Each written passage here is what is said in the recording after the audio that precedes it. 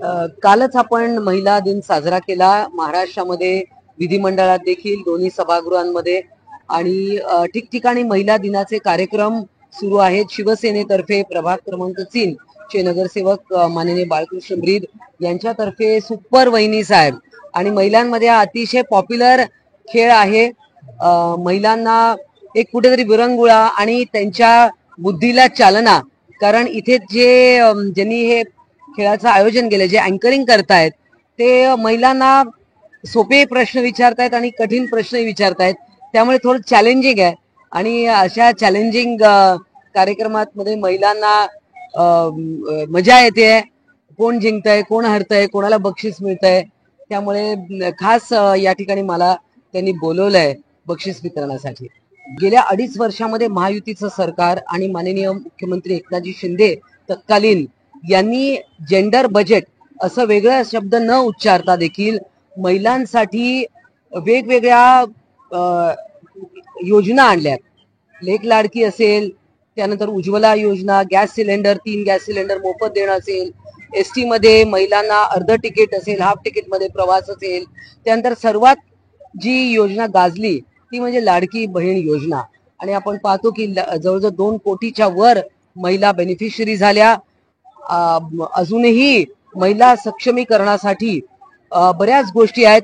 कालच आम्ही सभागृहात जो विषय मांडला की महिलांमध्ये सर्वायकल कॅन्सर याचं प्रमाण खूप जास्ती आहे आणि अनेक देशांमध्ये 9 ते 14 वयोगटातील मुलींना ही लस दिली जाते प्रिव्हेंट करण्यासाठी सर्वायकल कॅन्सर, कारण त्याची जी लस आहे ते पर्टिक्युलर व्हायरसच्या अगेन्स्ट आहे.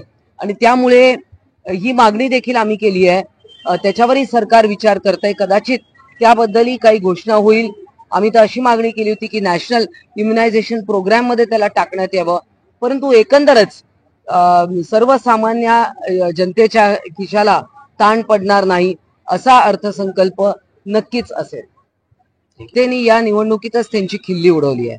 आणि जे स्वतःला हिंदुत्व वगैरे खूप मोठ्या गोष्टी करतात त्यांच्या तोंडून हे असं शोभा देत नाही.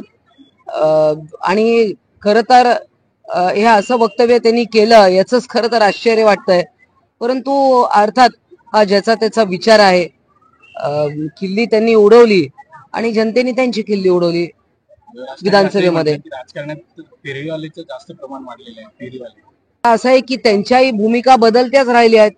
2014, 16, 19 नंतर अनेक, आता फेरीवाले म्हणजे त्यांना नेमकं कुठल्या अर्थाने म्हणायचं होतं, परंतु असा मी अर्थ समजते. परंतु आपल्याही सततच्या बदलत्या भूमिका लोकांनी पाहिलेल्या आहेत. आज जागतिक महिला दिवस औचित्य साधून आज या ठिकाणी शिवसेना प्रभाग क्रमांक 3 आणि यशोधन फाउंडेशन यांच्या वतीने आपण सुपर वहिनी साहेब म्हणून महिलांसाठी करमणुकीचा कार्यक्रम या ठिकाणी आयोजित केला. या कार्यक्रमामध्ये वेगवेगळे महिलांसाठी गेम्स आहेत, बक्षीस आहेत आणि ज्या महिला जेवढ्या सहभागी झाल्यात त्या प्रत्येक महिलेला काही ना तरी काही या ठिकाणी आम्ही भेट देणार आहे. आणि म्हणूनच आपण बघताय हजारोच्या संख्येने या ठिकाणी भगिनी या कार्यक्रमासाठी उपस्थित झाल्या आणि त्यांना शुभेच्छा देण्यासाठी सुद्धा आमच्या शिवसेनेच्या नेत्या मीनाताई कांबळी, आमचे स्थानिक आमदार मागाठाणेचे आमचे मार्गदर्शक प्रकाशदादा सुर्वे, तसेच विधानसभेचे आमदार आणि शिवसेनेच्या सचिव सौ मनीषाताई कायंदे, त्याचबरोबर आमच्या या विभागाच्या महिला विभाग प्रमुख मीनाताई पानमन, सगळ्याच महिला या ठिकाणी पदाधिकारी उपस्थित झाल्या. त्यांनी प्रत्येकाला शुभेच्छा दिल्या आणि गेली 2.5 ते 3 वर्ष माननीय आताचे उपमुख्यमंत्री तेव्हाचे मुख्यमंत्री एकनाथ शिंदे साहेब यांच्या मार्गदर्शनाखाली अनेक महिलांसाठी वेगवेगळ्या योजना आणल्या आणि त्या प्रत्येक महिलेला लाभ मिळाला. आणि शिवसेनेच्या माध्यमातून महाराष्ट्रभर या जागतिक महिलाचा औचित्य दिनाचं औचित्य साधून अनेक कार्यक्रम शिवसेनेच्या माध्यमातून होत आहेत. आणि म्हणूनच आम्ही सुद्धा प्रभाग क्रमांक 3 मध्ये आयोजक ऋषिकेश ब्रीद आणि ममता ब्रीद यांच्या माध्यमातून यांनी या ठिकाणी महिलांसाठी खास हा कार्यक्रम या ठिकाणी आयोजन केलं आणि सर्व महिलांना या कार्यक्रमाला उपस्थित झाल्या. अजून सुद्धा बराच वेळ लागणार आहे आणि प्रत्येक महिला या ठिकाणी आनंदी आहे. मी सुद्धा आलेल्या सर्व भगिनींना मनपूर्वक शुभेच्छा देतो आणि या ठिकाणी थांबतो. आपण या प्रभागाचे नगर अजिबात नाही. शिवसेनेचं ब्रीदवाक्य आहे 80% समाजकारण आणि 20% राजकारण.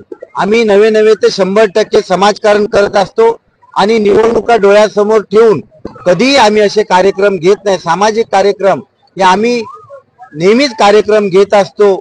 महिला दिवस असू दे, बाल उत्सव असू दे किंवा अनेक बचत गटाच्या माध्यमातून असू दे, रक्तदान शिबिर असू दे, वेगवेगळे जे कार्यक्रम असतात ते हे तर आमचं बाळासाहेब ठाकरेंनी आम्हाला दिलेले आम्हाला नेहमीच त्यांची शिकवण आहे की प्रत्येकाच्या घरापर्यंत कार्यकर्ता पोहोचला पाहिजे आणि त्याला ही सेवा दिली पाहिजे. आणि म्हणून कधी आम्ही निवडणूक डोळ्यासमोर ठेवून असे कार्यक्रम आम्ही कधी घेतले नाहीत. आपण बघितलेत प्रभाग क्रमांक 3 मध्ये अनेक वेगवेगळे कार्यक्रम या ठिकाणी या अगोदर सुद्धा गेली 5 वर्ष मी नगरसेवक असताना सुद्धा घेतले.